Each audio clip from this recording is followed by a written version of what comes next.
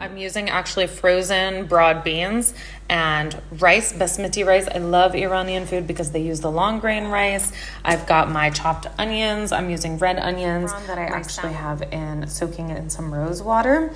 And all the spices, key spices here. So turmeric, ground cardamom. I'm going to use a little bit of like golden spice or seven spice, salt, cinnamon, and dill, and then garlic, of course, which I skipped over because pro tip, shout out to my mother-in-law. Thank you for telling me about this. But basically the easiest way to like peel garlic, I guess, because I'm always like sitting here, is to soak it in some water, and then it helps the peel or the ishra come off so much faster. Let's talk about how much Persians and Iranians love their toasted nuts for garnish. I'm actually gonna do everything in the same pot because I really hate doing dishes.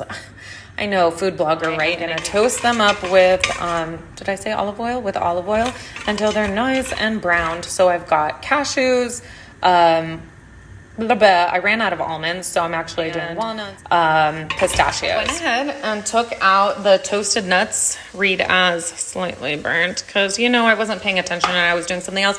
But make sure not to burn them like I did.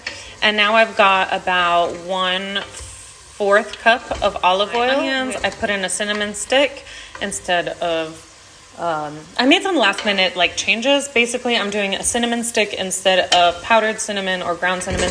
And then I put in here, which you can't see, 2 cardamom pods. And I put garlic in here, and I'm going to get them all together. Saute them all together so that the flavors can come out. I wanted to show you that I actually soaked the rice without washing it. So I'm going to show you another pro tip, which is soaking the rice first and then washing it in a strainer until the water that comes out is clear. So that's my pro tip. I put it into my dish. Or anywhere else. 3 tablespoons of this.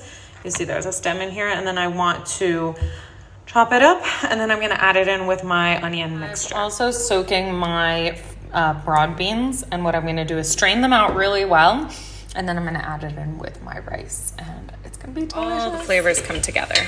Out my toasted, read as maybe a little more than toasted, total judgment, nuts or mixed nuts, and now I'm adding in my red onions, and then I added in my rice, and now I'm just gonna mix it all together. I'm not gonna forget about the fava beans, so you want this to be on a low heat because you want the rice to take in the flavors, but we don't want to burn it just yet because we use a little bit of water. Pour in my saffron. Add salt, and this is where I'm going to add in my 7 spice, for that Arabian flavor. Literally a sprinkle of turmeric. A sprinkle. Do you see how much that is? That's like nothing. A sprinkle. We added in our green beans, and I am going to, as much as I can with one hand, stir this about before we add in the water. All right? Are you ready?